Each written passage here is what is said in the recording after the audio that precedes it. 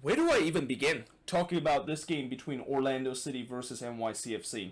I mean, the only thing that I will say to kind of begin talk about this video is that this is probably one of, if not the weirdest MLS playoff game I've ever seen in my life, and that this is also going to go down as one, if not the longest playoff game in MLS playoff history, because this game literally took about 3.5 hours, and that it took so long that by the time this game was over, the other game between Columbus and the Red Bulls was already 5 minutes into it, and that right now I actually had to keep an eye on that game while I'm trying to kind of tell you guys what I've just witnessed in terms of a marathon and just some of the craziest thing that I've never seen happen in MLS, and I probably would never thought I would see in an MLS game actually happen in this one. Now, before we actually get into that, let us actually first talk about how the fact that this game was actually on the league website for the very first time, and that when I actually found out that this game was going to be on 2DN, I was actually very concerned because I thought that this was going to be on Twitter, and that if this game was going to be on Twitter, boy oh boy, this is gonna not only be a nightmare kind of match to watch. Consider you have to listen to those Twitter commentators making cringy commentating, but I bet they probably would be completely lost of what actually happened in this game, especially during that penalty kick shootout moment. But going back to the first half, and I thought this was a game where, for the first half, it looked like it was a game that I was kind of expecting, where I thought there was going to be goals in this game. I thought there was going to be a lot of chances for both of these teams to score, because both of these teams are very dynamic on the attack, and we almost got our first goal, or we actually did get our first goal in the 4th minute when Nani was able to put away a penalty after Tinnerholm, of course, handballed it into the box. It was clearly a handball, with him kind of trying to stop a header that looked like it was going in for Orlando, and that some people would say that maybe he should have got a red card for that. Well, because of the double jeopardy rule, where if you can commit a obvious foul in the box and you give a penalty, the new rule basically said that you do not get a red card compared to before, where you do get a red card on that. So yeah, Tinnerholm got lucky, the fact that because of the double jeopardy rule, he gets only a yellow in that, but obviously Orlando does get the penalty, which again, Nani was able to put away that penalty to give Orlando City a 1-0 lead. But that lead did not last very long, because 3 minutes later, Maxime Chanel scores for Medina to tie the game up at 1 apiece. And again, as I expected, this game was off to a flying start, and it looked like this was going to be one of those games that is going to have like a goal score line of 3-2 or even 4-3 by the end of the game. There was also more chances after the fact that both teams scored in the first 7 minutes. Mackay Stevens thought that he, of course,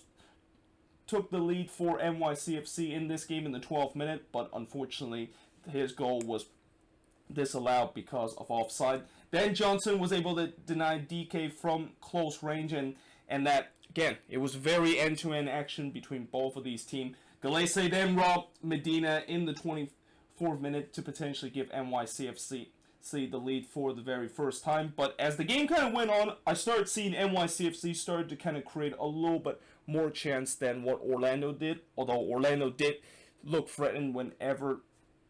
they tried to go on the counter attack. But at the same time, I also kind of thought that Orlando, when they tried to go on the attacking end, well, they did a good job in terms of their build-up play. The final ball was a huge issue for Orlando. Like, every time when they get into the final third and they need to have a good final ball to create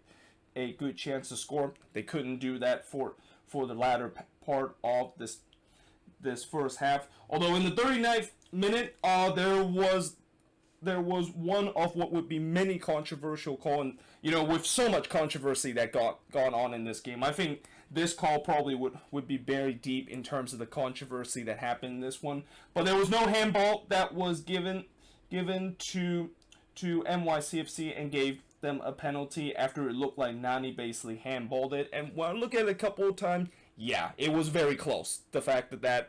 could have been called a handball, because when you look at it, depending on which angle you look at it, it looked like the ball might have hit his upper kind of shoulder there, and usually when it hits at that area, it is kind of a little bit of a gray area of the fact that, would referee deem that that's enough to basically points to the spot and give the team that of course wanted that one to be called a handball a penalty, but it didn't happen in this instant. Then Gillespie made an incredible double save right on the stroke of halftime, first robbing Castellanos, and then he actually kind of didn't do a good job in terms of originally trying to palm that one away, and it looks like he gave up a juicy rebound from Keaton Parks, but fortunately for Gillespie, he had just enough time to readjust himself and made the follow-up save on Keaton Parks, and the game tied at 1 apiece as we head into the second half. But again, there was definitely chances for both of these teams in that we could have been coming into halftime at a scoreline like 2-2 or even 2-1 in favor of NYCFC. Now, in the second half, I thought the chances kind of started to die down in the first 15 minutes, and that NYCFC was starting to control the game and started to have more of the possession.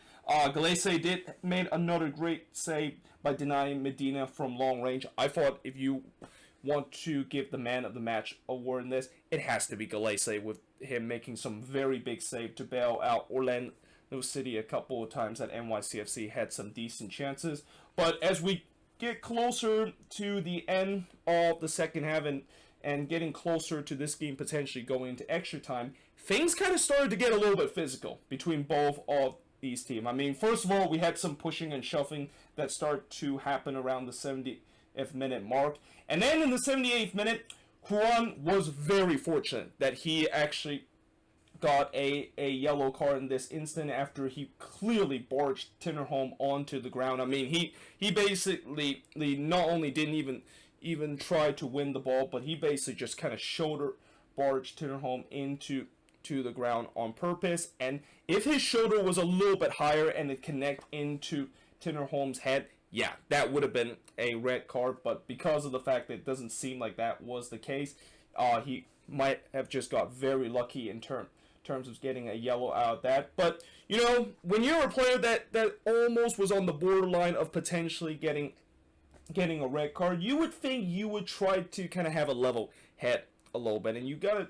in some way kind of feel a little bit fortunate the fact that you might have got away with a sending off. Well, unfortunately, Juan doesn't seem like he get that memo, because just 7 minutes later, yeah, he got his marching order and got a straight red after he decided to kick out on Mackay Stevens. And I understand Mackay Stevens kind of instigate this instant a little bit by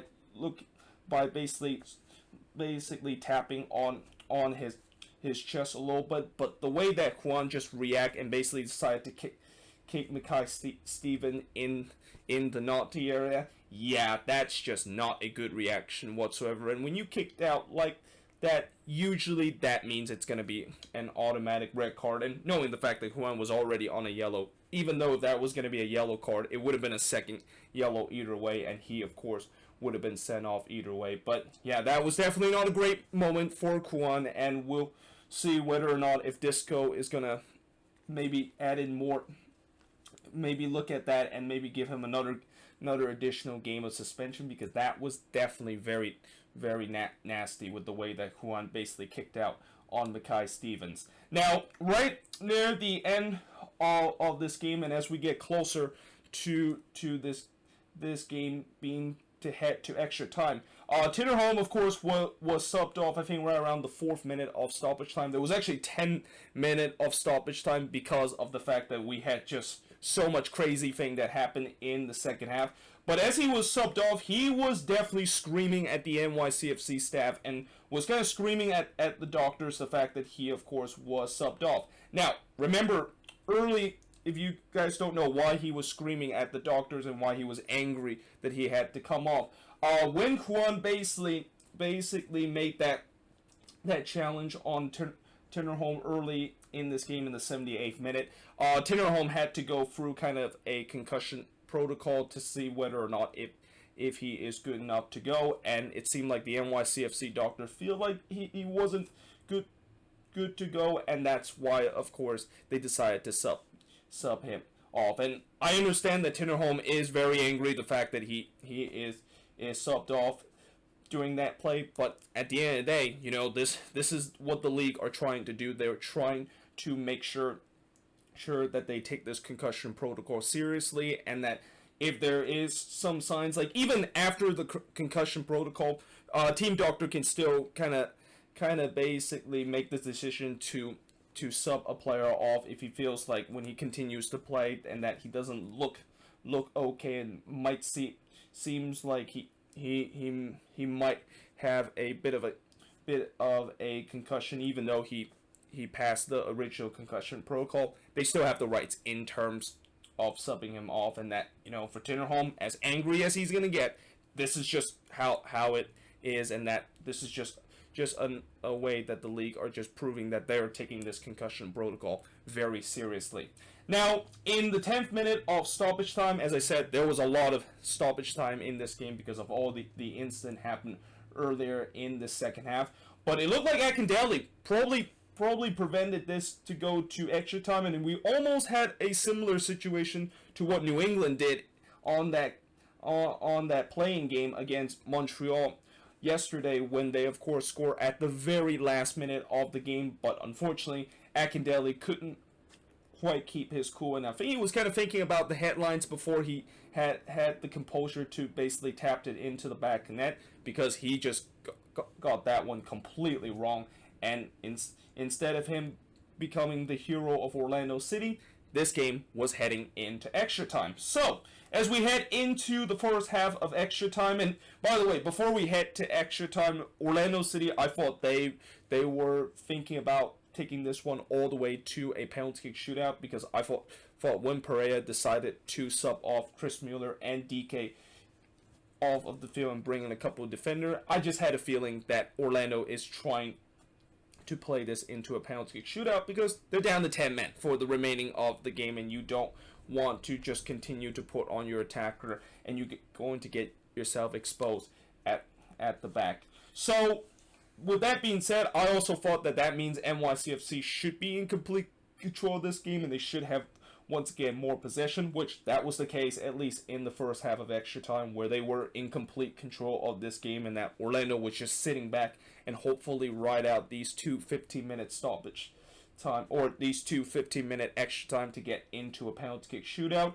Castellanos had a big chance in the 98th minute to basically give NYCFC the lead, but unfortunately he wasn't able to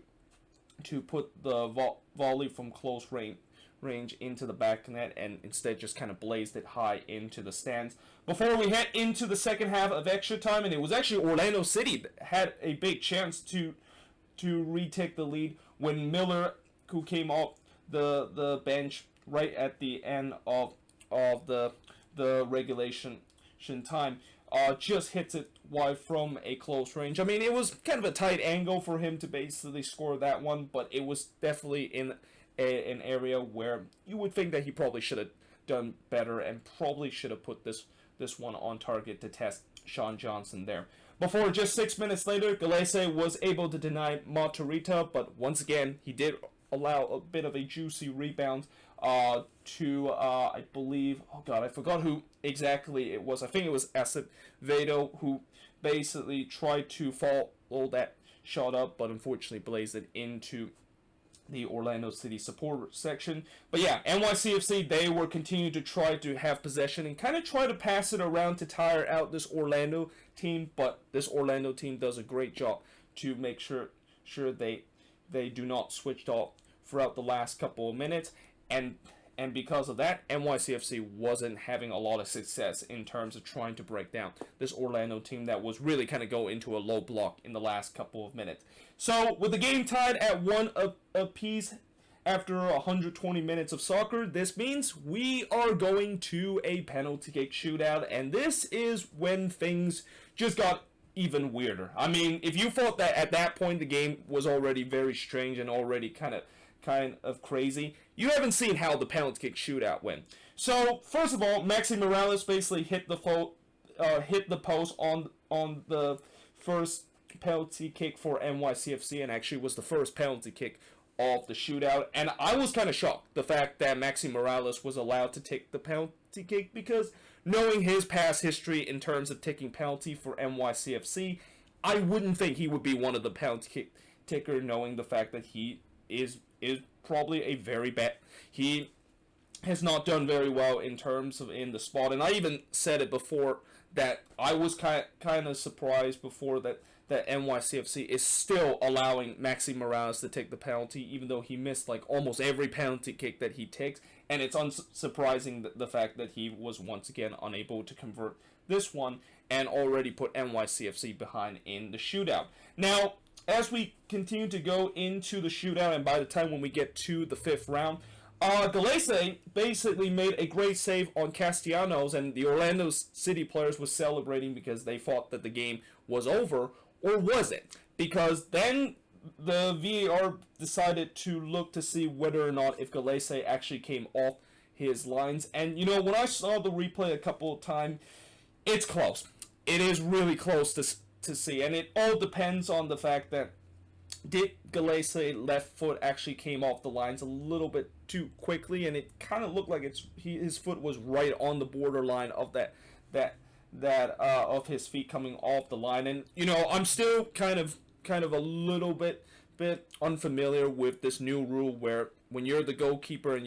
you're basically taking on a penalty kick shootout. I'm still unfamiliar in terms of the fact that do you have to have all your feet completely off the line, or if your feet is kind of like half of your feet is kind of like off the line, does that mean that you basically come off the line too early? I mean, I'm still not really fully understand the rule on that, but if the rule says that if your feet is even a little bit off the line, or half of your feet is kind of off the line, as what I think I saw in the case of Galese, where half of his left foot did kind of came off his lines, then yeah, I think that was the right call, the fact that the penalty was reticked. But if that wasn't the case, then yeah, that probably was not a good call whatsoever. But that was not the craziest thing that happened. I mean, that was just the beginning of what would just be a mass confusion that kind of equals something similar to what happened earlier this season in that game between DC versus Atlanta, where that was the game that everybody remember as the one where there was confusion with substitution, where DC United substitute an ineligible player, and it took them like 10 minutes to figure out that was the case. Well, basically, Galese, of course, was already on a yellow card, and because they deemed that he came off his lines too early, they have to give him a yellow card, which means it's his second yellow, so he basically was sent off. Now, obviously, in this case, it looked like Orlando City was going to bring on their backup goalkeeper, Brian Rowe, to take this penalty. But here's the problem for Orlando City. They ran out of substitution. They used up all 5 of their substitution. Well, they used up four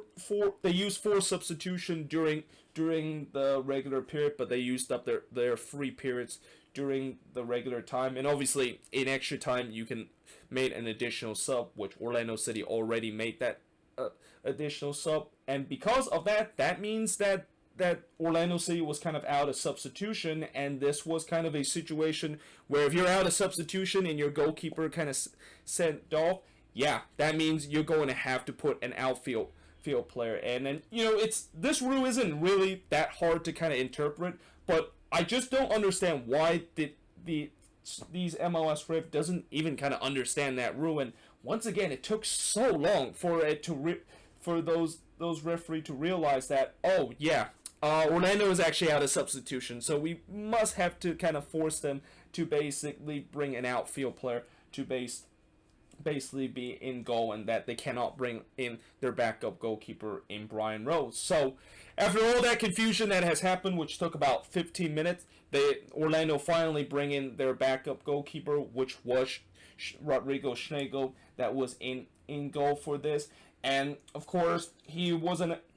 able to save his first penalty attempt from Castellanos, as Castellanos was able to put away to tie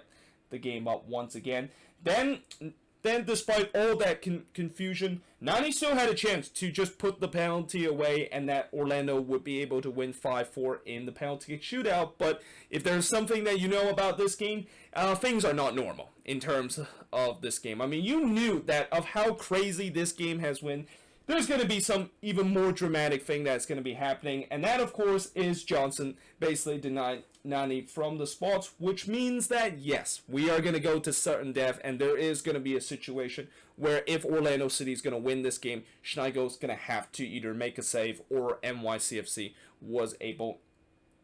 to miss their penalty and give a chance for Orlando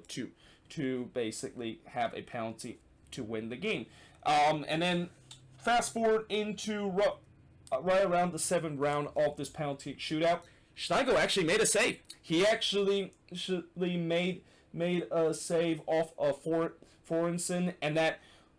the Orlando City player, I don't know if they kind of forgot that they were taking the penalty kick second, because they kind of gone out, kind of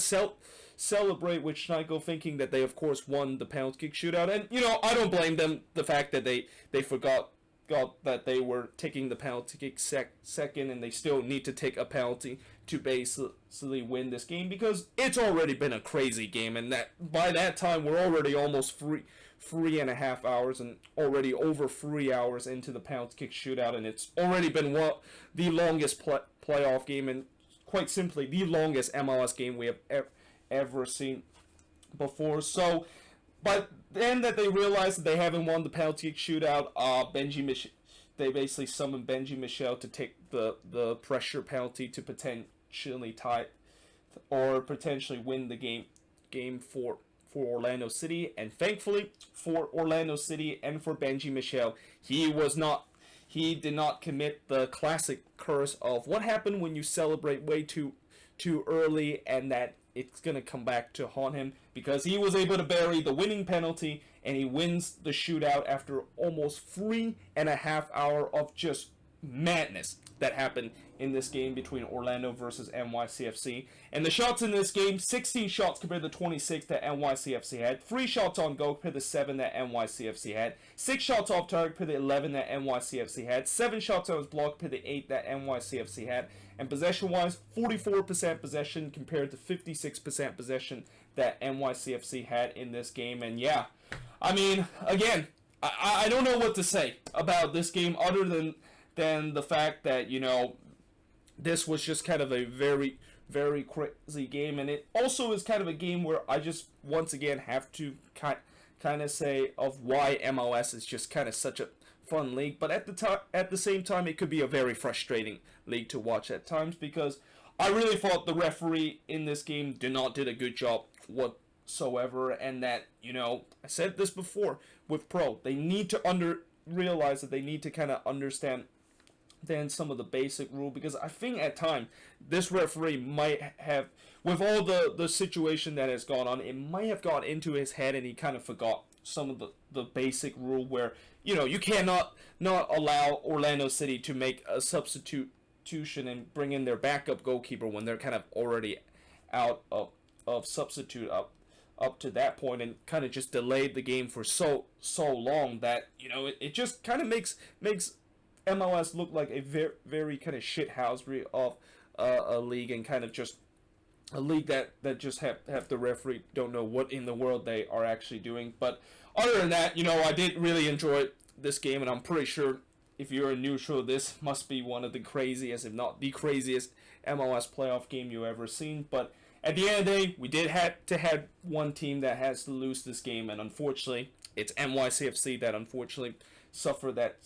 consequences. And that I think this is the second time in a row where they of course were in the penalty kick shootout with Orlando City, and that they lose this penalty kick shootout in the end. Although unlike the one in the US Open Cup where it was relatively straightforward that Orlando City won that penalty kick shootout, this was more of a technical way to do it. And at the end of the day, we found out that Orlando City, of course, won the shootout. And if you're Orlando City, you're obviously happy that you, of course, won your first ever playoff game, and you definitely did it the hard way, and in some way the long way with how long this game has went. But there's definitely a lot of concern about Juan, and knowing the fact that he could potentially be out for maybe more than just the one game, that he's going to be out for the next one. And Juan is a very important player for Orlando City, especially in that fullback position. But yeah, let me know in the comments below in terms of what turns out to be probably the craziest game I've ever seen in MLS history. I mean, I thought that game on Friday between New England and Montreal was crazy. This just pretty much amps up another level of craziness, and kind of just a peak 2020 MLS moment with how things actually went in this game. And you know, I don't want to kind of just jinx it for the rest of the playoffs, but I'm pretty sure we're never going to see something similar to that, and we're going to see something that is just so crazy that it just feels like the referee that was in charge of this game kind of just completely lost their mind and don't even know what they're even calling anymore. But either way, hope you guys enjoy this video. If you do, make sure you guys leave a like, smash the subscribe button, and yeah, I of course will see you guys next time.